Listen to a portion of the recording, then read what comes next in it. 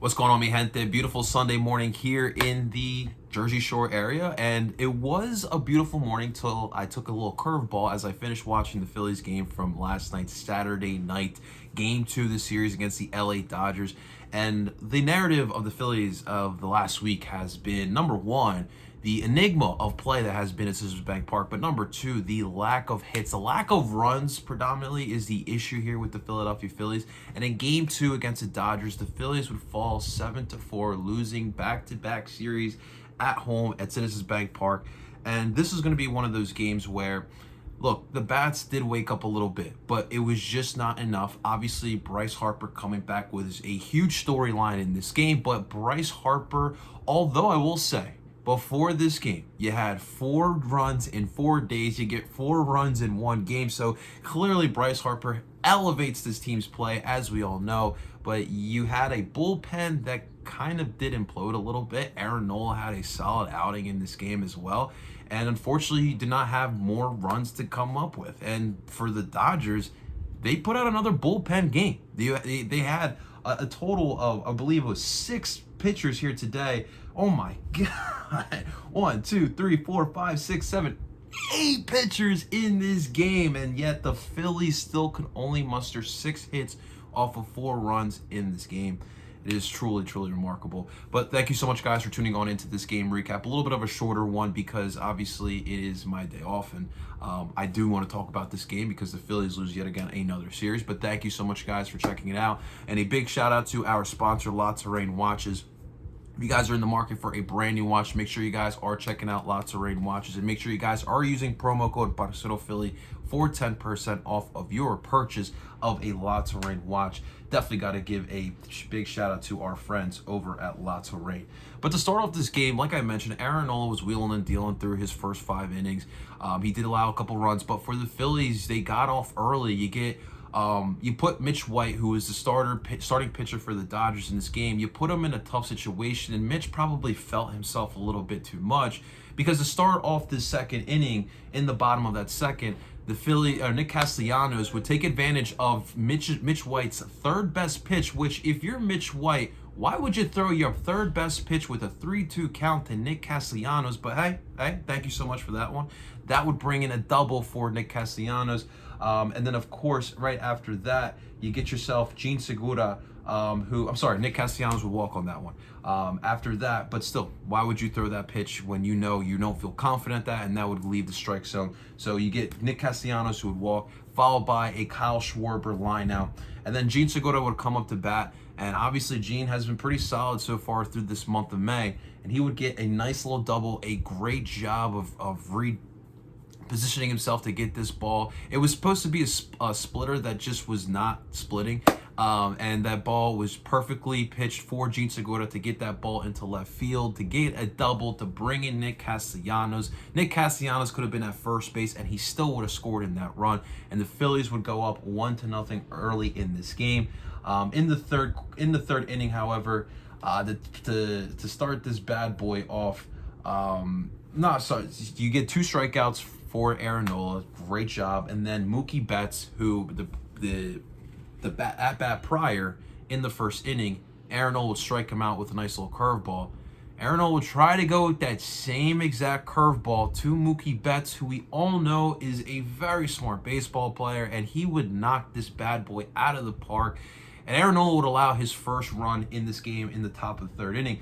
But despite that, this is the beauty of Aaron Nola. He allows a home run, but every single other batter, he faces 4 batters. 3 of those 4 batters, he strikes him out. That is pretty much the outing for Aaron Nola. But Aaron, through the first round of the lineup for the Dodgers, he gets 6 strikeouts. So he struck out 2/3 of that lineup to start off this game.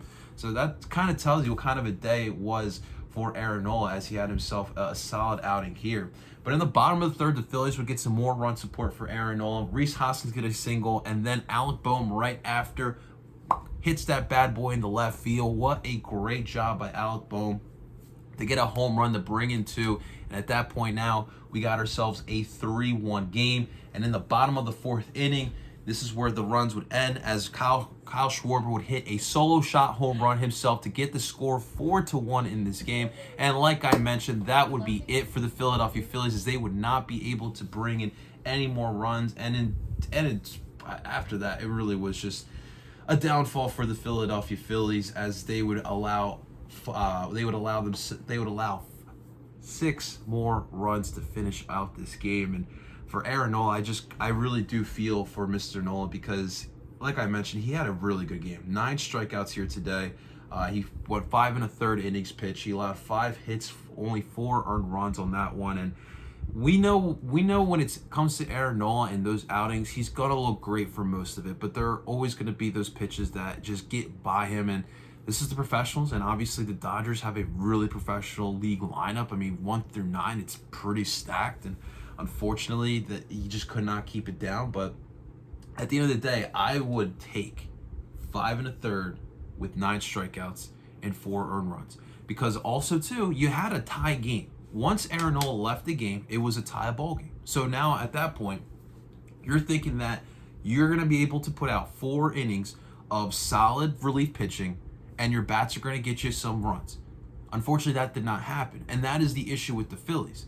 Is that when you're able to get runs early on in the game, why are you not getting the job done? The complacency is something I've been criticizing this team with. Just because you get 4 runs, just because you have a 4-1 lead, does not mean that you get complacent. You got to continue adding on runs. And it really felt like once Brad Hand went in the game, and we always talk about this, when Brad Hand goes in the game, like, you're literally just biting your nails to the numb, essentially, because you just don't know what Brad Hand is going to give you.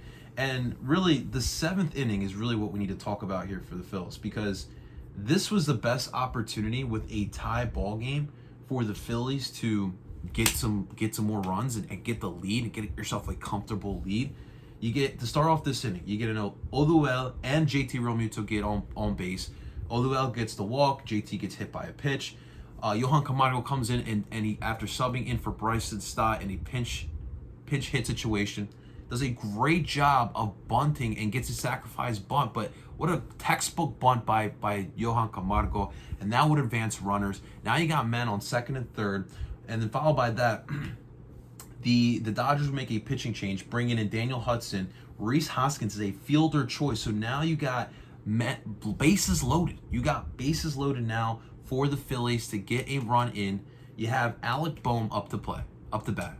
And then followed by that, you got Bryce Harper. So you have an opportunity here with bases loaded, not just with Alec Bohm, but with your big bat, Bryce Harper.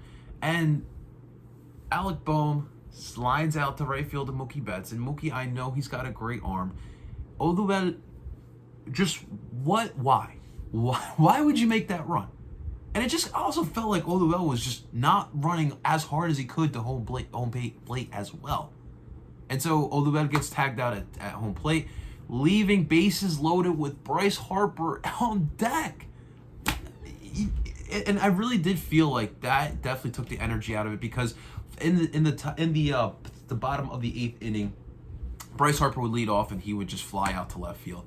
And this is the type of stuff that we continue talking about, the Phillies not taking advantage of opportunities, leaving batters on base as well, and scoring positions. This has just been a continuous issue with the Philadelphia Phillies, and that is the difference here. When you're going up against a LA Dodgers team who is as talented as they come, you gotta take advantage of every opportunity that persists, like in that instance. And it really just crapped out for the Phillies. The bullpen was not much better here today. I really do feel for Sir Anthony Dominguez. He pitched a whole inning, and he put himself into tough spots there as well. But it really felt like he was starting it off on a good note. I mean, he was throwing cutters and splitters, 100-mile-per-hour pitches as well. But unfortunately, it just ended like that. Jose Alvarado, I mean, he ends, the bottom of the 6th or the top of the 6th inning. He gets Rhys Hoskins runs out that last out, and Jose Alvarado runs into Rhys Hoskins, and he's all energetic. He's screaming. You guys know how Jose is. He's doing the fist pump. He's freaking, clinching, and he's super excited. And Comes out in the next inning and gets himself two men on base, and that was kind of it for him. That's when Sir Anthony Dominguez would come out. But no, this bullpen today again kind of imploded again, allowing 3 more runs to tack on to Aaron Nola's great start. And this has always been the issue with Aaron Nola, man, and this team, man.